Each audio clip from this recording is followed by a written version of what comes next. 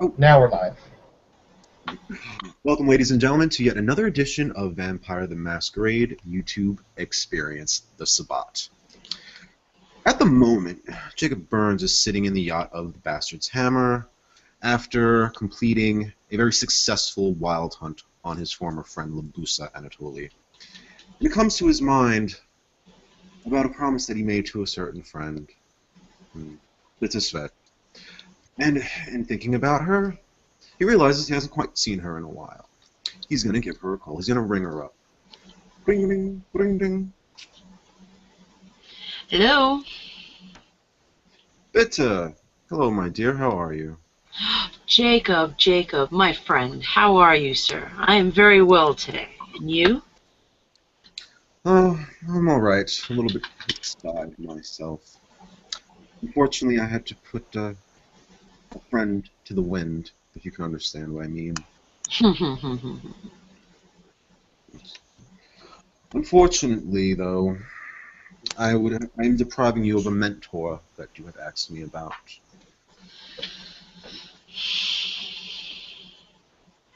Go on. Oh, no, I know.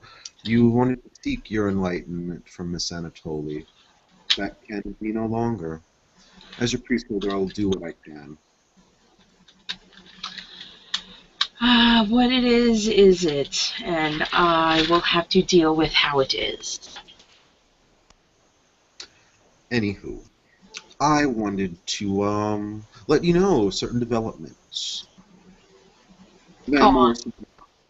The Van Morrison Art Theater will be opening soon, but before it opens, we do need some talent. And I know that your history and interest in the arts. I want to give this to you, your own project. Really? I get to do as I wish with it? Within certain guidelines, the daytime operation must be maintained for the family and, PG kind of style. We do want people to come back, and we do want to reap the money during the day.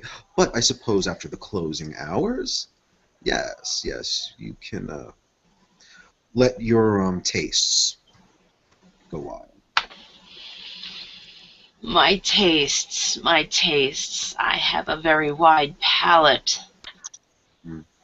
As long as it's lucrative, that's all I care about. Oh, my tastes are tasteful. Why else would I be nibbling on them? Good, I because I think want I know what you're saying. yeah, good, because I want you to understand. Mrs. Van Morrison's name's on that theater. We cannot have her be publicly embarrassed. But that's why the doors will stay locked and things will be private. By word of mouth only, if you know what I mean. Oh, I do believe I know what you mean, Jacob. Well, I know that you are still new to the city, and so you might want to ask your fellow brothers and sisters in the Sabbat for some help. Actually, a brother of mine has a child whom I think you would get along with very well. I miss Alex Korba. You haven't met her yet, have you? No, I do not believe so. Hold on one second. I will call you right back. Okay. Jacob will pick up the phone, and he'll look for the number of Alex, remembering the first time that they met at the university. He'll call her up. Doo-doo-doo-doo-doo-doo. Ring, ring, ring, ring. The phone is answered, and at first you hear nothing but a slight sound of something moving, and then a slight sound of a muffled voice, but it is quickly overtaken by Alex's. Hello? Hello, Alex. It's me, Jacob. Do you remember me? Jacob. So many names to remember. The Sombra, yes? Yes. We were at the boat party together. Yes, I do remember. Stop moving! Sorry about that. I'm sorry, did I catch you at a bad time? No, things are going just fine right now. Good, good, good. I have an opportunity for you as well. I guess you could also veil it as a favor. Oh, there's a distinct difference there, my friend. Opportunities are free. Favors cost something. Hmm.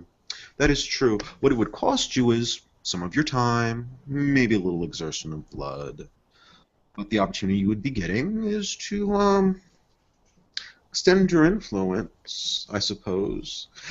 I think you're quite the persuasive type of person, and you seem to have situated yourself at the university. Perhaps you know a few people who are looking for a job, someone that you could help that would be very indebted to you for this.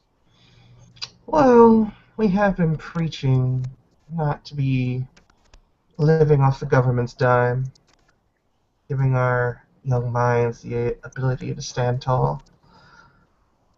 Tell me, Hmm. what would you ask of me? Well, there is an arts theater that is being opened. It's the Van Morrison Arts Theater. It's family friendly during the day, but we are going to go with a much darker taste for the nighttime. And, well, a packmate of mine, her name is Bitte. She's kind of new to the city, and she doesn't really know her way around. Perhaps you two could get together and go on I don't know, a talent scouting. Hmm, I suppose this could be arranged. What is this bitter like? Hmm. She's rather mysterious. She likes clinging to the shadows. She has the kind of eyes that says cold-blooded shark. I enjoy it. Hmm, I suppose we'll see just how cold and how deep those eyes go. But, I suppose one might, I suppose it would be rude of me not to look after one of yours. Tell me, what clan does this bitter hail from? Toreador. Hmm, the Tory Antes. Hmm. You know, I came up with a group of Toreador. It'd be nice to get to know them once again. Hmm. Very good, very good. Now, for your help, from what else you could gain, this is a project I'm giving to Bitter herself. I will encourage her, of course, for any further help you put into it, that you be given a share. What can come out of it? Hmm. Well, I've never hurt for money, but it's the one thing in this world you can never have too much of. Of course, of course. Well, send her my way. There will be a nice little powwow this evening at the university's Godwin Hall. If you wish to send her by, I'll see that she is well received. Very good. Yeah, I suppose you could expect her within maybe the half hour, 45.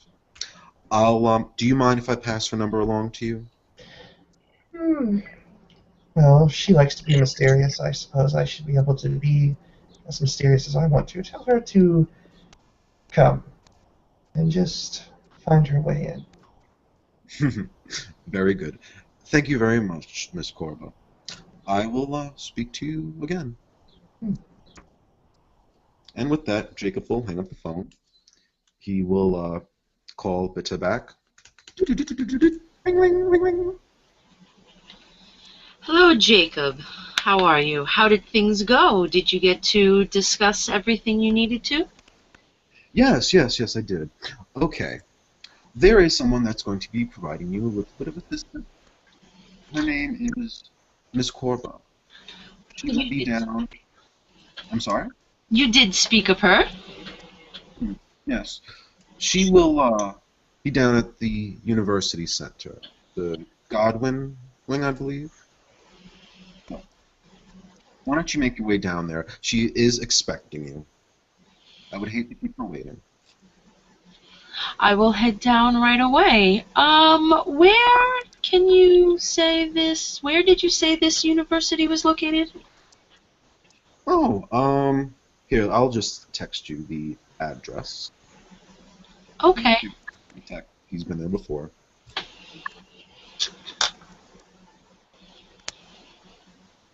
Bitte. I'm sorry. No, go ahead. Oh, if there's anything you need, if you need me to clear up anything, just give me a call back. But especially, call me when you're done. I will do that indeed.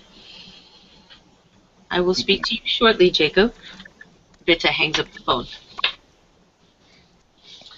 She receives the text giving her the address of the university. She sees the ETA in that 30 minutes. So she starts making her way over to the university. When Bitte arrives south of the river into the southern reaches of Zooster, she comes to University City. The walls of the university's campus run the entire length of the district, but they're never locked. The gates are almost non-existent, and if they are there, they're open and merely ornamental. The University City itself is fairly busy with the life now that the curfews have been lifted. The students move around with a bit more freedom than they had in nights before when they were only able to come and go within the campus proper. As Bitte makes her way to the Godwin Hall, she'll notice that it is somewhat off the beaten path, that it is not necessarily among all the other buildings. Alex chose its location very carefully. When she makes her way in, the moment that she opens the two doors, she can hear the sounds of many, many people. And there is a almost heartbeat of a pulse. Once walking in, the sound of percussion in the main hall.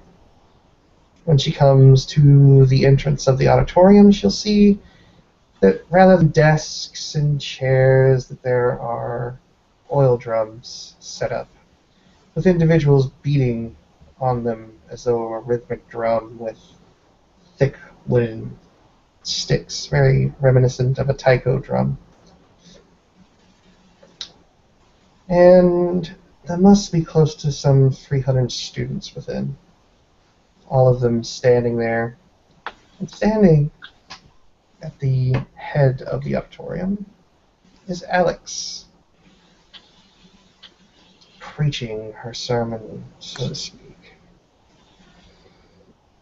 But it is the system controls that those in charge put in front of you. Limitations, rising costs of healthcare, inflation, all of these things will work against you. Look around you, my friends. You have an entire army standing at your back, and there's nothing that you can't do when working together.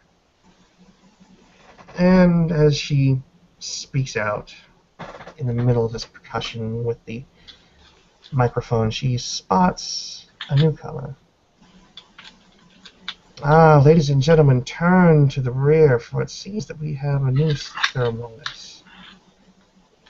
And the individuals within the auditorium, they all turn, and the percussion stops as they look at Bitte standing there at the rear.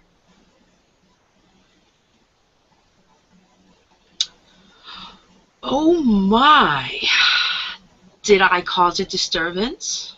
Please, excuse me. I am here for Miss Alex. May I please speak with her?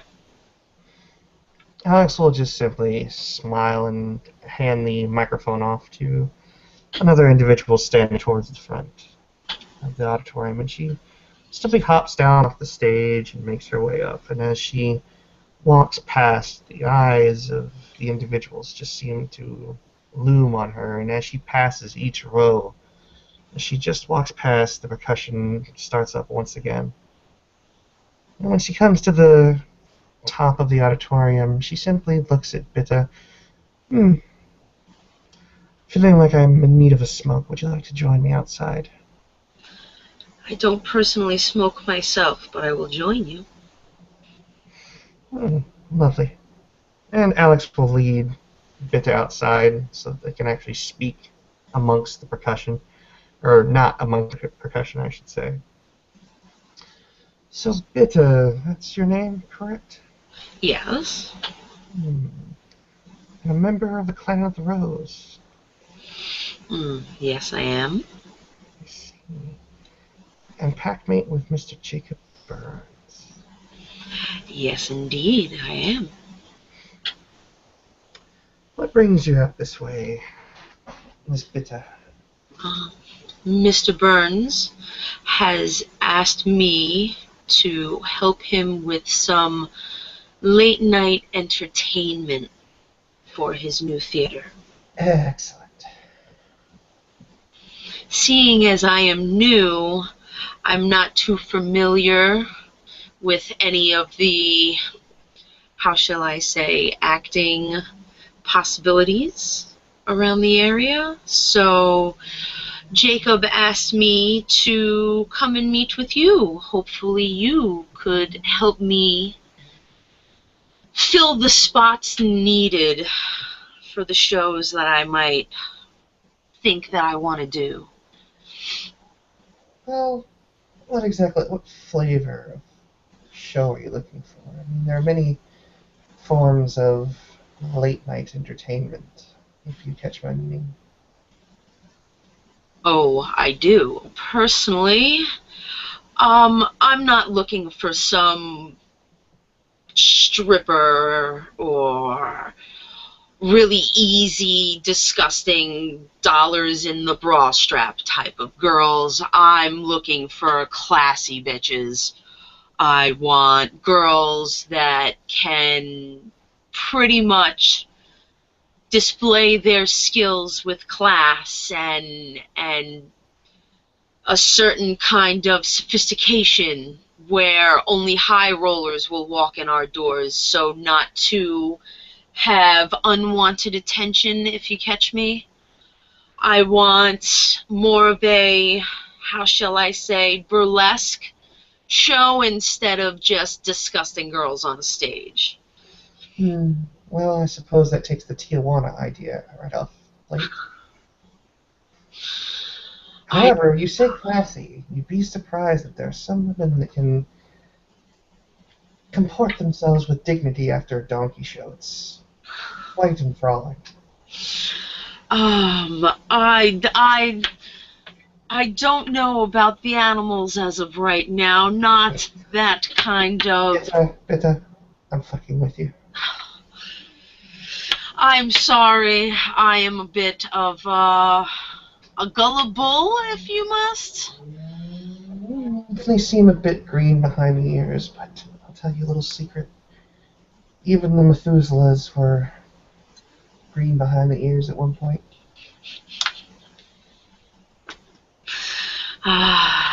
You are gonna be fun, aren't you? I pride myself in being entertaining. I look forward to this evening. So, as I was saying, I want classy sophistication. I want girls who can do a striptease while singing and maybe a little song with a dance in a chair, maybe a piano, flowing ball gowns, corsets, top hats. Just, can you give me something like this? Can you help me find something to bring my vision out? Well, it just so happens that I've gotten to know many people within. Unfortunately, the club burnt down not too long ago, but it was a club of a more adult-oriented nature. I'll have to admit that it was a bit more leather and chains as opposed to lace and top hats. However, there were flamboyant personalities among them. Flamboyancy is all I ask. If they know how to give a good show, then it doesn't matter what they're wearing, essentially, as long as they do it the right way. Well, it all depends on the motif that you're going for. If you're going for red velvet walls and lacy dresses without bustles, you could get quite a bit out of these individuals. However, I'm still working on them, so it wouldn't be immediate. I'm still getting into amongst their ranks, let's say. I see. Well, attire can always be discussed later on. And what about support staff, things of that nature, ticket takers, janitors, bartenders, waitresses? Those bartenders, waitresses, I'm not looking for those right now. Right now I want the entertainment, because ticket takers, there's not going to be tickets being sold. This is going to be a word of mouth type of show. Only the ones who are deemed fit will be allowed in our doors. They will have to come to the back, give a knock, and then they will have to say the password, which could change by nightly, could change weekly. I see. You want it to be an exclusive club. Exclusive. Hush, hush. This is supposed to be a family venue. We are only using it for the evening hours when it's not open to those who would need wholesome entertainment, if you get me. Alex at that will kind of just look at Bitte, and a brow will raise at the thought of the perversion of a family by day and burlesque by night, the scandal, and the almost moonlighting nature of it all. It makes a slight smile curl on her painted lips as she crosses one arm over her stomach as she leaves the other one up to have access to the cigarette. And she begins to take a step behind Bitte, walking about her, in almost a predatory-like nature, sizing Bitte up. Interesting. How scandalous. It's always been my dream. It's always been your dream to be somewhat perverse in your venues. Yes. I've only ever done it inside my own mind, so to be able to bring it out and witness it just brings a tickle to the inside of my, I guess you can say, empty soul. Empty. You sound like you're far from it. You almost sound as though you're full of ambition, full of ideas, but you suppress them. Why does anyone want to know what I have to say? Only Jacob has ever wanted to hear what I have had to say. Let me tell you something about suppression. It's a motherfucking prison. And I can tell you, I could very easily hand you the key to your cell if you let all of whatever it is that you're holding back. People shouldn't have to pry into you to get at what's on your mind. You seem to, from the sounds of it, you seem like you don't talk much, do you? Not really. I only talk to those who care to listen, and not very many people do. Well, I'm more of a talker than I am a listener, but I do enjoy holding interesting conversations. Conversations for me come few and far between, but I tend to find myself sloppy when trying to converse. Oh, you don't have a silver tongue, do you? Not at all. And as... I'm learning. My apologies. One of these days I hope to mesmerize those with what I have to say. As Alex kind of comes up on Bitte's right side, as she says the lines of you don't have a silver tongue, do you? Bitte will notice that there's a tongue, or Alex's tongue is kind of out running across her lips. And it continues to unfurl a bit more and more and more until it's elongated to a few feet.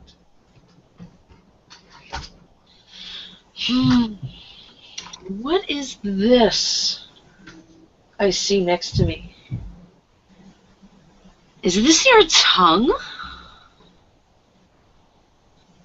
Alex will roll the tongue out and reach it out a bit towards Bitta so she can get a better look at it, just lightly snaking its way out. It's forked at its tip like a serpent's tongue, and she smirks as it comes ever closer and closer. Bitte almost steps back a little at the sight of the tongue.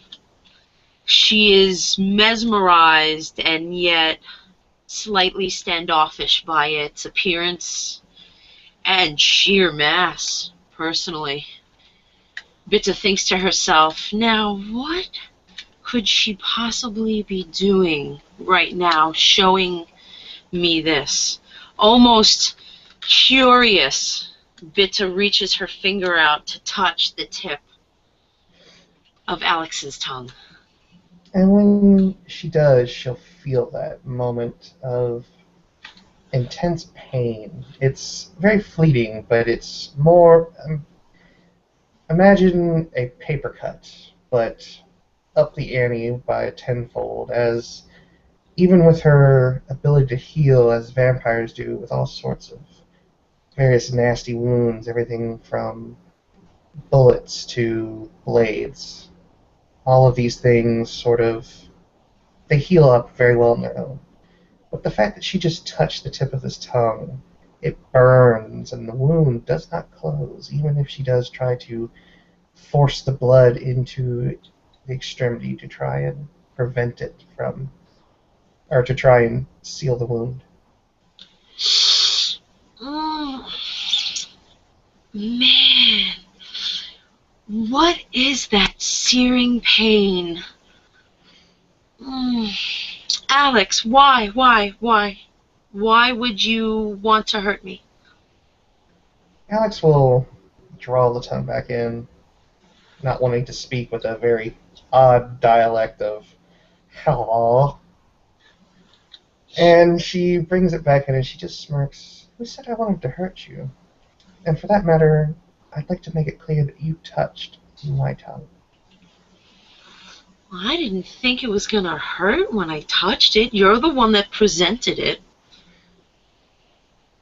I didn't just come out and say, touch my tongue now, did I? That's even, for us, that's a bit odd. What did you say? Curiosity, my friend. I've never seen such a thing before. I can't help but wanna see what something like that would feel like. Oh, it can be used in many ways, and given the right application, it doesn't always hurt. At least so I've been told. But I wonder what the right application is. Alex is going to kind of chew her lip at that one and just look at her like, really? It giggles to herself inside, saying, did you really just say that out loud? Bitte, stop! Alex will simply just raise a brow. I've only just met you, Bitte, but play your cards right and we'll see. But now this tongue is very similar to that of a gangrel's claws. Their wounds don't heal very easy. They cause a great deal of damage when used in, well, more aggressive applications. I can only imagine the preciseness you can get on torturing a soul. Well, I hadn't said anything about torturing, but Why else would one have such a tongue like that? Well, I don't know. I found it very, very handy for chopping up bread. I'm one of few in the city that can actually partake in mortal food. It has no value nutritionally, but it helps. You will never find a slice of bread more cleanly cut than a sandwich that I give you. You have one strange thought process, my friend. I cannot wait to get to know what is inside of that head of yours. Alex will advance on that and take a step closer to Bitte, and she'll begin to lick her lips just slightly. Bitte almost quivers at the thought of Alex stepping closer, and witnessing it, she almost clenches her muscles and tightens up more. So, about these actors or actresses that we could have in this show, what did you have in mind for possibilities? I see you have a whole classroom filled with people. Are any of them possibilities? Bitte nervously says. Alex will just continue the predatory-like circle, just walking around Bitte, just sizing her up and thinking very interesting thoughts about her. But as she continues the walk, she kind of lifts her chin up and takes a drag off of the cigarette. Some of them are talented. I've risen those up among their ranks, those that have the gift of gab. But I've never really looked into those that are actors or actresses. I imagine with a burlesque show, it's not just a stage presence that you would need. You'd also need probably the ability to dance. Indeed, the dance, the preferably flexibility as well, and a whole lot of charisma. Well, I'm working on this cult of personality of mine. None of them seem to hold a candle to me, but they are an interesting group. But this is a college campus, so I think finding talent here will not be all that hard. But it is Promethean territory, I must warn you. This is my home territory. Oh, well, of course, I'm sure Jacob would ask of your permission. Well, I do believe that Jacob is currently out of town, is he not? Yes, he is at the moment in New York, I believe. So at the moment, it's just you and me,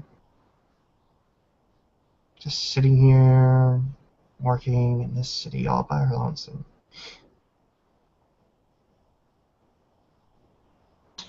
Sorry, what did you say? I dozed off for a second, dreamed off for a second, thinking about the ladies. It's just you and I here then, with Jacob gone. My sire, the ductus of our pack, has gone off to New York as well. I have stayed behind to watch over the territories. I see. So it is really only you I need to ask permission from to have the girls then, correct? Well, to start evaluating the talent on this campus. But yes, it seems that I would be the go-to person in this case. Okay, so when can we get this started?